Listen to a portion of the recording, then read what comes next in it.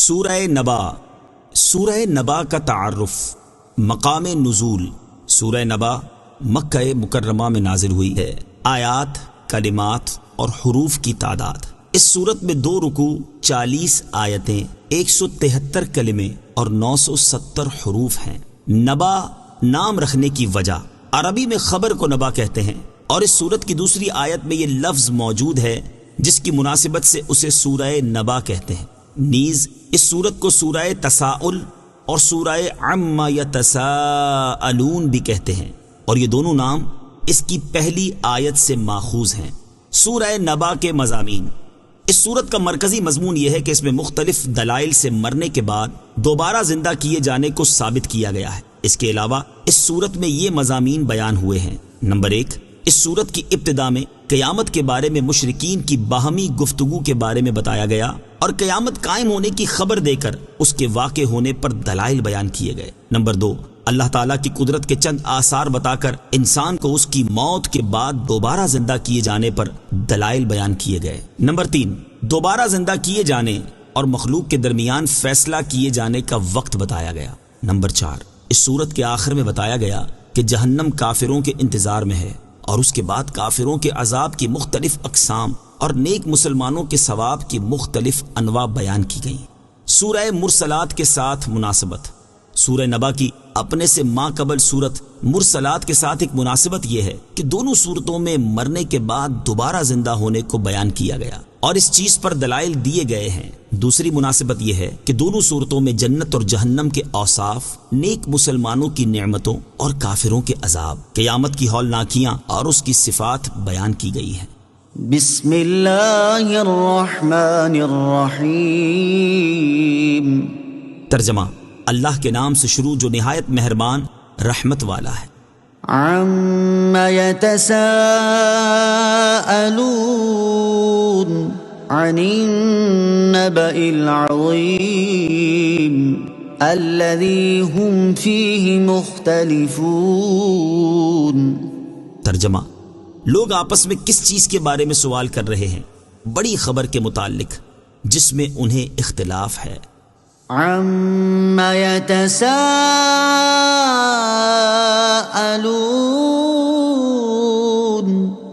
لوگ آپس میں کس چیز کے بارے میں سوال کر رہے ہیں؟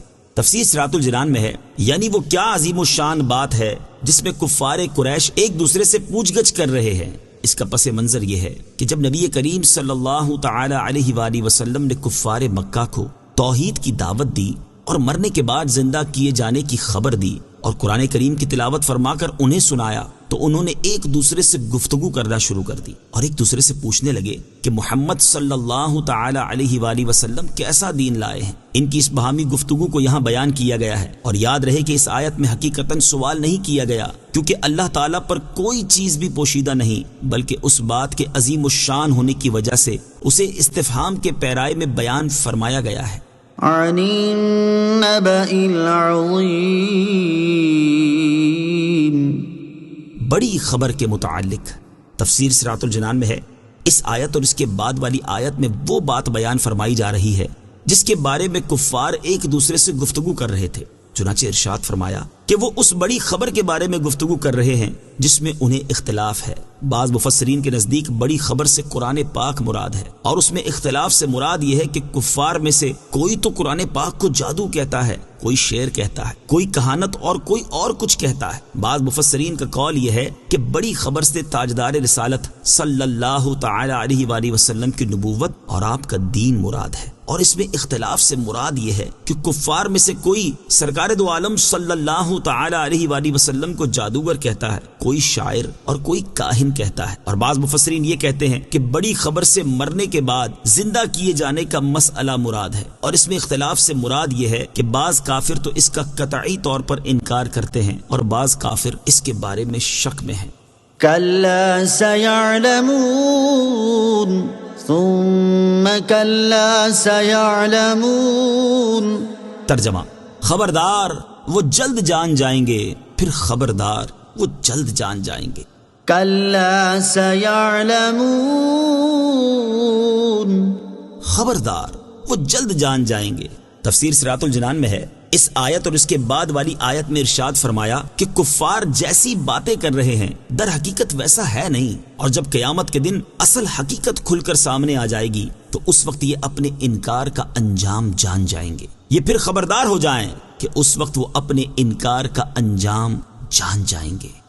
أَلَمْ نَجْعَلِ الْأَرْضَ مِهَادًا وَالْجِبَالَ أَوْتَادًا وَخَلَقْنَاكُمْ أَزْوَاجًا وَجَعَلْنَا نَوْمَكُمْ سُبَاتًا وَجَعَلْنَا اللَّيْلَ لِبَاسًا وَجَعَلْنَا النَّهَارَ مَعَاشًا وَبَنَيْنَا فَوْقَكُمْ سَبْعًا شِدَادًا وَجَعَلْنَا سِرَاجًا وَهَّاجًا وَأَنزَلْنَا مِنَ الْمُعْصِرَاتِ مَاءً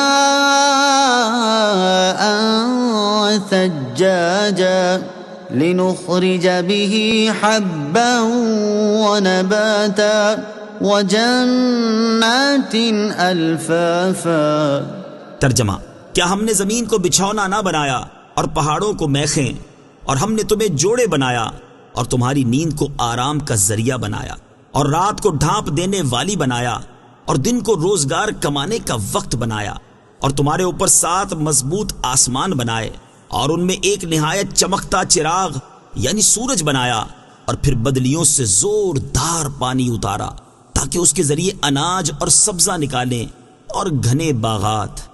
أَلَمْ نَجْعَلِ الْأَرْضَ مِهَادًا، کیا ہم نے زمین کو بچھونا نہ بنایا؟ تفسیر صراط الجنان میں ہے، اس آیت سے اللہ تعالیٰ نے اپنی قدرت کے عجائبات میں سے چند چیزیں ذکر فرمائیں تاکہ کفار قریش ان کی دلالت سے اللہ تعالیٰ کی توحید کو جانیں اور یہ سمجھیں کہ اللہ تعالیٰ عالم کو پیدا کرنے اور اس کے بعد اس کو فنا کرنے اور فنا کرنے کے بعد پھر حساب اور جزا کے لیے پیدا کرنے پر قادر ہے۔ چنانچہ اس آیت اور اس کے بعد والی 10 آیات کا خلاصہ یہ ہے کہ اللہ تعالیٰ نے ارشاد فرمایا، کیا ہم نے زمین کو بچھونا نہ بنایا تاکہ تم اس پر رہو اور وہ تمہارے ٹھہرنے کی جگہ ہو، اور کیا ہم نے پہاڑوں کو میخیں نہ بنایا تاکہ ان سے زمین ثابت اور قائم رہے، اور کیا ہم نے تمہیں مرد اور عورت کے جوڑے نہ بنایا تاکہ تم ایک دوسرے سے سکون حاصل کرو اور معاشی اور معاشرتی امور کا انتظام کرو، اور کیا ہم نے تمہاری نیند کو تمہارے جسموں کے لیے آرام کا ذریعہ نہ بنایا تاکہ اس سے تمہاری کوفت اور تھکن دور ہو اور تمہیں راحت و آرام حاصل ہو، اور کیا ہم نے رات کو ڈھانپ دینے والی نہ بنایا جو کہ اپنی تاریکی سے ہر چیز کو چھپا دیتی ہے تاکہ تمہارے معاملات پوشیدہ رہیں، اور کیا ہم نے دن کو روزگار کمانے کا وقت نہ بنایا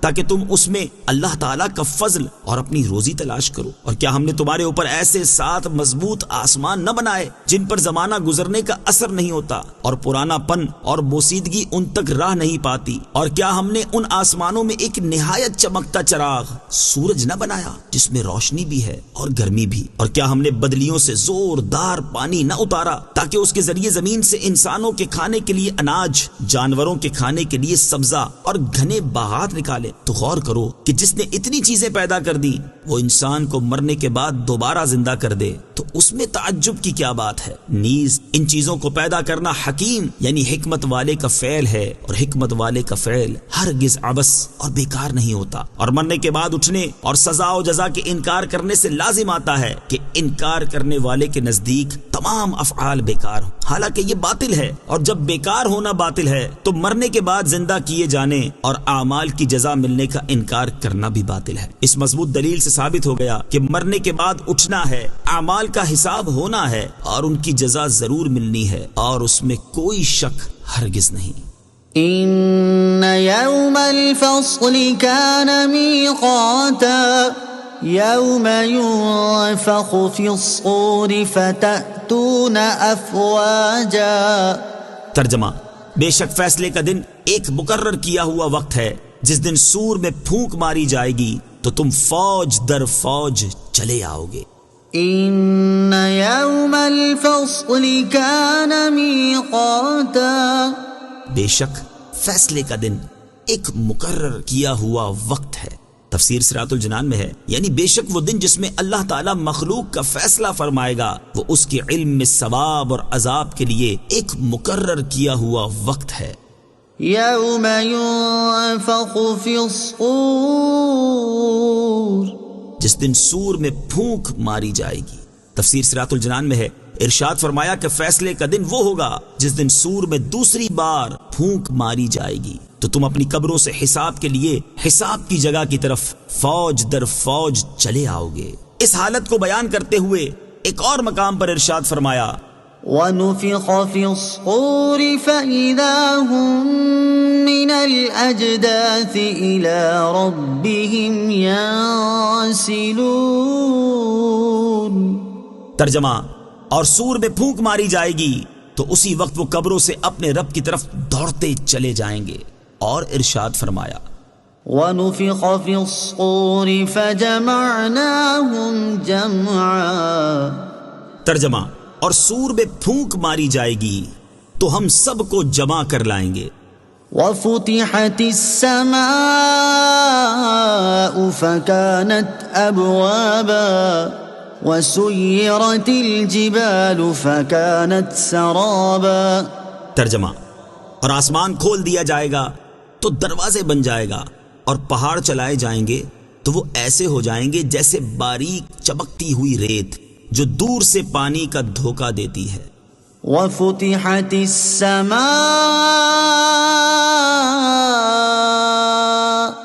اور آسمان کھول دیا جائے گا۔ تفسیر صراط الجنان میں ہے، یعنی قیامت کے دن آسمان کھول دیا جائے گا تو وہ کثیر دروازوں والا ہو جائے گا، اور اس میں ایسے راستے بن جائیں گے جن سے فرشتے اتریں گے۔ اسی بات کو صراحت کے ساتھ ایک اور مقام پر بیان کیا گیا ہے، چنانچہ ارشاد فرمایا کہ وَيَوْمَ تَشَقَّقُ السَّمَاءُ بِالْغَمَامِ وَنُزِّلَ الْمَلَائِكَةُ تَنزِيلًا۔ اور جس دن آسمان بادلوں سمیت پھٹ جائے گا اور فرشتے پوری طرح اتارے جائیں گے۔ وَسُيِّرَتِ الْجِبَالُ، اور پہاڑ چلائے جائیں گے۔ تفسیر صراط الجنان میں ہے، قرآن پاک میں مختلف مقامات پر قیامت کے دن پہاڑوں کی مختلف حالتیں بیان کی گئی ہیں۔ پہلی حالت، پہاڑوں کو جڑ سے اکھاڑ کر چورا چورا کر دیا جائے گا۔ ارشاد باری تعالیٰ ہے وَحُمِلَتِ الْأَرْضُ وَالْجِبَالُ فَدُكَّتَا دَكَّةً وَاحِدَةً۔ ترجمہ، اور زمین اور پہاڑ اٹھا کر ایک دم چورا چورا کر دیے جائیں گے۔ دوسری حالت، پہاڑ دھنکی ہوئی رنگ برنگی اون کی طرح ہو جائیں گے۔ ارشاد باری تعالیٰ ہے وَتَكُونُ الْجِبَالُ كَالْعِهْنِ الْمَنفُوشِ۔ ترجمہ، اور پہاڑ رنگ برنگی دھنکی ہوئی اون کی طرح ہو جائیں گے۔ تیسری حالت، پہاڑ بکھرے ہوئے غبار کی طرح ہو جائیں گے۔ ارشاد باری تعالیٰ ہے وَبُسَّتِ الْجِبَالُ بَسًّا فَكَانَتْ هَبَاءً مُنبَثًّا۔ ترجمہ، اور پہاڑ چورا ہو کر ریزہ ریزہ ہو جائیں گے تو وہ ہوا میں بکھرے ہوئے غبار جیسے ہو جائیں گے۔ چوتھی حالت، غبار بنا کر پہاڑوں کو اڑا دیا جائے گا۔ ارشاد فرمایا وَإِذَا الْجِبَالُ نُسِفَتْ۔ ترجمہ، اور جب پہاڑ غبار بنا کے اڑا دیے جائیں گے۔ اور ارشاد فرمایا وَيَسْأَلُونَكَ عَنِ الْجِبَالِ فَقُلْ يَنسِفُهَا رَبِّي نَسْفًا۔ ترجمہ، اور آپ سے پہاڑوں کے بارے میں سوال کرتے ہیں، تم فرماؤ انہیں میرا رب ریزہ ریزہ کر کے اڑا دے گا۔ پانچویں حالت، غبار بن کر اڑنے کے بعد پہاڑ تیزی سے چل رہے ہوں گے لیکن دیکھنے میں ٹھہرے ہوئے لگیں گے۔ ارشاد فرمایا کہ وَتَسِيرُ الْجِبَالُ سَيْرًا۔ ترجمہ، اور پہاڑ تیزی سے چلیں گے۔ اور ارشاد فرمایا وَتَرَى الْجِبَالَ تَحْسَبُهَا جَامِدَةً وَهِيَ تَمُرُّ مَرَّ السَّحَابِ۔ ترجمہ، اور تو پہاڑوں کو دیکھے گا انہیں جمے ہوئے خیال کرے گا حالانکہ وہ بادل کے چلنے کی طرح چل رہے ہوں گے۔ چھٹی حالت، جب پہاڑ چلائے جائیں گے تو وہ دیکھنے والے کی نظر میں ایسے ہو جائیں گے جیسے باریک چمکتی ہوئی ریت جسے دور سے دیکھا جائے تو یوں لگتا ہے جیسے پانی ہے، حالانکہ وہ پانی نہیں ہوتی۔ إن جهنم كانت مرصادا للطاغين مآبا لابثين فيها أحقابا لا يذوقون فيها بردا ولا شرابا إلا حميما وغساقا جزاء وفاقا۔ ترجمہ: بے شک جہنم تاک میں ہے، سرکشوں کے لیے ٹھکانہ ہے، اس میں مدتوں رہیں گے، اس میں کسی طرح کی ٹھنڈک کا مزہ نہ چکھیں گے اور نہ کچھ پینے کو مگر کھولتا پانی اور دوزخیوں کی پیپ، ان کی نافرمانی کے برابر بدلہ ہوگا۔ إن جهنم كانت مرصادا، بے شک جہنم تاک میں ہے، تفسیر صراط الجنان میں ہے۔ اس کا ایک معنی یہ ہے کہ جہنم کافروں کی منتظر اور ان کی طلبگار ہے، دوسرا معنی یہ ہے کہ جہنم کے فرشتے کفار کے انتظار میں ہیں، تیسرا معنی یہ ہے کہ جہنم ایک گزرگاہ ہے اور کوئی بھی اس پر سے گزرے بغیر جنت تک نہیں پہنچ سکتا۔ للطاغین مآبا، سرکشوں کے لیے ٹھکانہ ہے، تفسیر صراط الجنان میں ہے۔ اس آیت اور اس کے بعد والی 3 آیات کا خلاصہ یہ ہے کہ جہنم کفار اور مشرکین کا ٹھکانہ ہے، لہٰذا وہ اس میں داخل ہوں گے اور اس میں نہ ختم ہونے والی مدت تک، یعنی ہمیشہ ہمیشہ کے لیے رہیں گے، اور جہنم میں ان کا حال یہ ہوگا کہ وہ اس میں کسی طرح کی ایسی ٹھنڈک محسوس نہ کریں گے جس سے انہیں راحت نصیب ہو اور جہنم کی گرمی سے سکون ملے، اور نہ جہنم کے کھولتے ہوئے پانی اور جہنمیوں کی پیپ کے علاوہ انہیں کچھ پینے کو ملے گا۔ یاد رہے کہ جو مسلمان اپنے گناہوں کی سزا پانے جہنم میں جائیں گے، انہیں ہمیشہ کے لیے جہنم میں نہیں رکھا جائے گا، بلکہ انہیں مقرب بندوں اور دیگر حضرات کی شفاعت کے ذریعے یا محض فضل الہی سے، یا جب ان کی سزا پوری ہو جائے گی تو انہیں جہنم سے نکال کر جنت میں داخل کر دیا جائے گا۔ جزاء وفاقا، ان کی نافرمانی کے برابر بدلہ ہوگا، تفسیر صراط الجنان میں ہے، یعنی جیسے عمل ہوں گے ویسی جزا ملے گی، اور چونکہ کفر سے بدترین کوئی جرم نہیں ہے اس لیے سب سے سخت عذاب بھی کفار کو ہوگا۔ انہم کانوا لا یرجون حسابا وکذبوا بآیاتنا کذابا۔ ترجمہ: بے شک وہ حساب کا خوف نہ رکھتے تھے اور انہوں نے ہماری آیتوں کو بہت زیادہ جھٹلایا۔ انہم کانوا لا یرجون حسابا، بے شک وہ حساب کا خوف نہ رکھتے تھے، تفسیر صراط الجنان میں ہے۔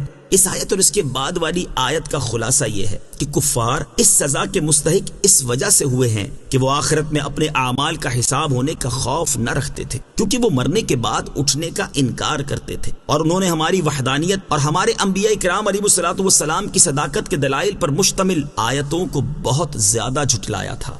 وَكُلَّ شَيْءٍ أَحْصَيْنَاهُ كِتَابًا فَذُوقُوا فَلَن نَّزِيدَكُمْ إِلَّا عَذَابًا۔ ترجمہ: اور ہم نے ہر چیز لکھ کر شمار کر رکھی ہے، تو اب چکھو تو ہم تمہارے عذاب ہی کو بڑھائیں گے۔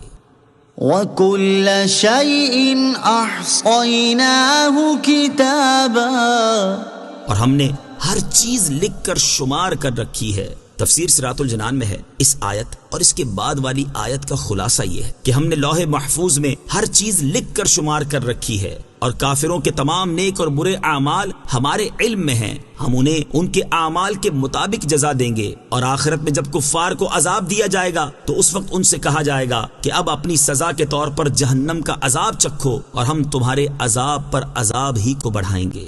اہل جہنم پر سب سے زیادہ سخت اور تکلیف دہ آیت حضرت حسن بن دینار رحمت اللہ تعالی علیہ فرماتے ہیں، میں نے حضرت ابو برزہ رضی اللہ تعالی عنہ سے پوچھا، اللہ تعالیٰ کی کتاب میں وہ کون سی آیت ہے جو اہل جہنم کے لیے سب سے زیادہ سخت اور تکلیف دہ ہے؟ حضرت ابو برزہ رضی اللہ تعالی عنہ نے فرمایا، وہ اللہ تعالیٰ کا یہ فرمان ہے، فَذُوقُوا فَلَن نَّزِيدَكُمْ إِلَّا عَذَابًا۔ حضرت عبداللہ ابن عمر رضی اللہ تعالی عنہما فرماتے ہیں، اہل جہنم کے لیے اس آیت فذوقوا فلن نزيدكم إلا عذابا سے زیادہ سخت کوئی آیت نازل نہیں ہوئی، یعنی وہ اللہ تعالیٰ کے مزید عذاب میں ہمیشہ کے لیے رہیں گے۔ إن للمتقين مفازا حدائق وأعنابا وكواعب أترابا وكأسا دهاقا لا يسمعون فيها لغوا ولا كذابا۔ ترجمہ: بے شک ڈر والوں کے لیے کامیابی کی جگہ ہے، باغات اور انگور ہیں اور اٹھتے جوبن والیاں جو ایک عمر کی ہیں، اور چھلکتا جام ہے۔ وہ جنت میں نہ کوئی بیہودہ بات سنیں گے اور نہ ایک دوسرے کو جھٹلانا۔ إن للمتقين مفازا، بے شک ڈر والوں کے لیے کامیابی کی جگہ ہے۔ تفسیر صراط الجنان میں ہے، اس سے پہلی آیات میں کفار کے لیے وعیدیں بیان کی گئیں اور اب متقی لوگوں کی جزا بیان کی جا رہی ہے۔ چنانچہ اس آیت اور اس کے بعد والی 4 آیات کا خلاصہ یہ ہے کہ وہ لوگ جو کفر اور دیگر برے اعمال سے بچتے ہیں اور اللہ تعالیٰ کے عذاب سے ڈرتے ہیں، ان کے لیے جنت میں کامیابی کی جگہ ہے، جہاں انہیں عذاب سے نجات ہوگی اور انہیں اپنی ہر مراد حاصل ہوگی، اور ان کے لیے ایسے باغات ہیں جن میں طرح طرح کے نفیس پھلوں والے درخت ہیں، اور ان کے لیے انگور ہیں، اور ان کے لیے اٹھتے جوبن والی ایک عمر کی بیویاں ہیں، اور ان کے لیے جنت کی نفیس شراب سے چھلکتا جام ہے، اور جنت میں شراب پینے کی وجہ سے انہیں نہ کوئی بےہودہ بات سننے میں آئے گی اور نہ وہاں کوئی کسی کو جھٹلائے گا۔ حقیقی طور پر کامیاب کون؟ اس سے معلوم ہوا کہ اصل کامیاب وہ نہیں جو دنیا میں کامیابی پالے، بلکہ حقیقی طور پر کامیاب وہ ہے جو قیامت کے دن جنت حاصل کر لے۔ اسی چیز کو بیان کرتے ہوئے ایک اور مقام پر اللہ تعالیٰ ارشاد فرماتا ہے، كل نفس ذائقة الموت وإنما توفون أجوركم يوم القيامة فمن زحزح عن النار وأدخل الجنة فقد فاز وما الحياة الدنيا إلا متاع الغرور۔ ترجمہ: ہر جان موت کا مزہ چکھنے والی ہے، اور قیامت کے دن تمہیں تمہارے اجر پورے پورے دیے جائیں گے۔ تو جسے آگ سے بچا لیا گیا اور جنت میں داخل کر دیا گیا تو وہ کامیاب ہو گیا، اور دنیا کی زندگی تو صرف دھوکے کا سامان ہے۔ لہٰذا ہر مسلمان کو چاہیے کہ وہ ایسے اعمال کرے جس سے دنیا میں بھی سرخرو ہو اور آخرت میں بھی اللہ تعالیٰ کے فضل و رحمت سے جنت اور اس کی ابدی نعمتیں حاصل کر لے۔ جزاء من ربك عطاء حسابا رب السماوات والأرض وما بينهما الرحمن لا يملكون منه خطابا يوم يقوم الروح والملائكة صفا لا يتكلمون إلا من أذن له الرحمن وقال صوابا ذلك اليوم الحق فمن شاء اتخذ إلى ربه مآبا۔ ترجمہ: یہ بدلے کے طور پر تمہارے رب کی طرف سے نہایت کافی عطا ہے، وہ جو آسمانوں اور زمین اور جو کچھ ان کے درمیان ہے سب کا رب ہے، نہایت رحم فرمانے والا ہے۔ لوگ اس سے بات کرنے کا اختیار نہ رکھیں گے جس دن جبرائیل اور سب فرشتے صفے بنائے کھڑے ہوں گے، کوئی نہ بول سکے گا مگر وہی جسے رحمان نے اجازت دی ہو اور اس نے ٹھیک بات کہی ہو۔ وہ سچا دن ہے، اب جو چاہے اپنے رب کی طرف راہ بنا لے۔ جزاء من ربک، بدلے کے طور پر تمہارے رب کی طرف سے۔ تفسیر صراط الجنان میں ہے، اس آیت اور اس کے بعد والی 2 آیات کا خلاصہ یہ ہے کہ اللہ تعالیٰ نے اپنے اطاعت گزار بندوں سے جو وعدہ فرمایا ہے، یہ اس وعدے کے مطابق تمہارے اعمال کے بدلے کے طور پر تمہارے رب عز و جل کی طرف سے نہایت کافی عطا ہے۔ اور تمہارا رب عز و جل وہ ہے جو آسمانوں اور زمین اور جو کچھ ان کے درمیان ہے سب کا رب عز و جل ہے، اور وہ نہایت رحم فرمانے والا ہے۔ اور جس دن حضرت جبرائیل علیہ السلام اور سب فرشتے صفے بنائے کھڑے ہوں گے تو اس دن لوگ اللہ تعالیٰ کے رعب و جلال اور خوف کی وجہ سے اس سے مصیبت دور کرنے اور عذاب اٹھا دینے کی بات کرنے کا اختیار نہ رکھیں گے۔ البتہ جسے رحمان عز و جل نے کلام کرنے یا شفاعت کرنے کی اجازت دی ہو اور اس نے دنیا میں ٹھیک بات کہی ہو اور اسی کے مطابق عمل کیا ہو تو وہ اللہ تعالیٰ کی بارگاہ میں کلام کر سکے گا۔ بعض مفسرین نے فرمایا ہے کہ ٹھیک بات سے کلمہ طیبہ لا الہ الا اللہ مراد ہے۔ ذَلِكَ الْيَوْمُ الْحَقُّ، وہ سچا دن ہے۔ تفسیر صراط الجنان میں ہے یعنی قیامت کا واقع ہونا برحق ہے۔ اب جو چاہے نیک اعمال کر کے اپنے رب عز و جل کی طرف راہ بنا لے تاکہ اس دن میں عذاب سے محفوظ رہ سکے۔ إِنَّا أَنذَرْنَاكُمْ عَذَابًا قَرِيبًا يَوْمَ يَنظُرُ الْمَرْءُ ما قدمت يداه ويقول الكافر يا ليتني كنت ترابا۔ ترجمہ، ہم تمہیں ایک قریب آئے ہوئے عذاب سے ڈرا چکے ہیں جس دن آدمی وہ دیکھے گا جو اس کے ہاتھوں نے آگے بھیجا، اور کافر کہے گا اے کاش کہ میں کسی طرح مٹی ہو جاتا۔ إِنَّا أَنذَرْنَاكُمْ عَذَابًا قَرِيبًا، ہم تمہیں ایک قریب آئے ہوئے عذاب سے ڈرا چکے ہیں۔ تفسیر صراط الجنان میں ہے، ارشاد فرمایا کہ اے کفار مکہ، ہم دنیا میں تمہیں اپنی آیات کے ذریعے قیامت کے دن کے عذاب سے ڈرا چکے ہیں جو کہ قریب آ گیا ہے، اور یہ عذاب اس دن ہوگا جس دن ہر شخص اپنے تمام اچھے برے اعمال اپنے نامۂ اعمال میں لکھے ہوئے دیکھے گا، اور کافر کہے گا اے کاش کہ میں کسی طرح مٹی ہو جاتا تاکہ عذاب سے محفوظ رہتا۔ کافر یہ تمنا کب کرے گا؟ اس کے بارے میں حضرت عبداللہ بن عمر رضی اللہ تعالی عنہما فرماتے ہیں کہ قیامت کے دن جب جانوروں اور چوپایوں کو اٹھایا جائے گا اور انہیں ایک دوسرے سے بدلہ دلایا جائے گا، یہاں تک کہ اگر سینگ والے نے بے سینگ والے کو مارا ہوگا تو اسے بھی بدلہ دلایا جائے گا۔ اس کے بعد وہ سب خاک کر دیے جائیں گے۔ یہ دیکھ کر کافر تمنا کرے گا کہ کاش میں بھی ان کی طرح خاک کر دیا جاتا۔ بعض مفسرین فرماتے ہیں کہ جب مومنین پر اللہ تعالیٰ انعام فرمائے گا تو ان انعامات کو دیکھ کر کافر تمنا کرے گا کہ کاش وہ دنیا میں خاک ہوتا، یعنی اللہ تعالیٰ کی اطاعت کے معاملے میں عاجزی اور تواضع کرنے والا ہوتا، متکبر اور سرکش نہ ہوتا۔ ایک قول یہ بھی ہے کہ کافر سے مراد ابلیس ہے جس نے حضرت آدم علیہ السلام پہ اعتراض کیا تھا کہ وہ مٹی سے پیدا کیے گئے اور اپنے آگ سے پیدا کیے جانے پر فخر کیا تھا۔ جب وہ قیامت کے دن حضرت آدم علیہ السلام اور ان کی ایماندار اولاد کے ثواب کو دیکھے گا اور اپنے آپ کو عذاب کی شدت میں مبتلا پائے گا تو کہے گا کاش میں مٹی ہوتا، یعنی حضرت آدم علیہ السلام کی طرح مٹی سے پیدا کیا ہوا ہوتا۔ آمنت باللہ صدق اللہ العظیم۔